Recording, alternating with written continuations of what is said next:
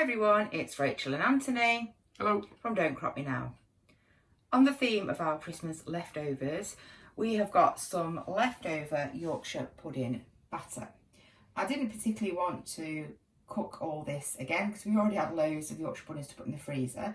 So I'm going to make these into some Scotch style or American style thick pancakes. So if you think of a Yorkshire pudding batter, it's basically mainly eggs set with an amount of plain flour and loosened up with a bit of milk. So if you think about a pancake batter, it's just about the same thing. If you wanted to make thin, more English style, French style type pancakes like crepes, you could just water this down a little bit or add a bit of extra milk and that will be absolutely perfect. But obviously if we want to make them into the thicker style pancakes, we've got to put some sort of raisin agent in there and the batter has got to be a little bit thicker.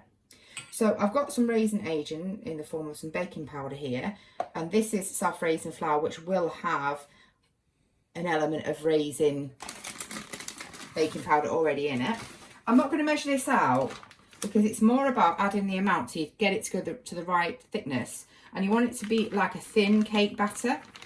So I'm going to start with about that amount, which is probably a couple of heaped tablespoons I think, and I'm going to put a full teaspoon of baking powder in this, because remember that all the flour that is in there hasn't got any raisin agent, so you've got to compensate for that.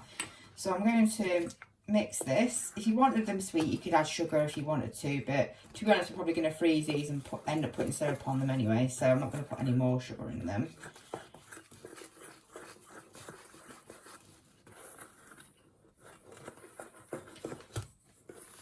Oh, it's not bad. Probably about right, like a thin-ish cake sort of batter. That's about right. So you can cook that in a griddle pan with or without a bit of oil, depending what you want. If you want to put any flavourings in these, you can, like fruit or chocolate chips. We've got a little bit of leftover chopped fruit from our rum toff. I've chopped it a bit smaller because the amount of alcohol in it was a bit much for Anthony. But obviously into this batter you won't notice anyway. So I've strained the juice off and I'm just going to put these in.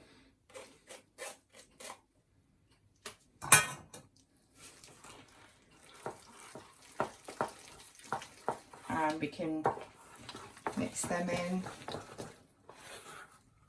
like that. So always just have a quick think about the science of what you've got really to be able to use your leftovers. It doesn't have to be complicated, but you don't need to throw these things away. So take care everyone. Bye. Bye.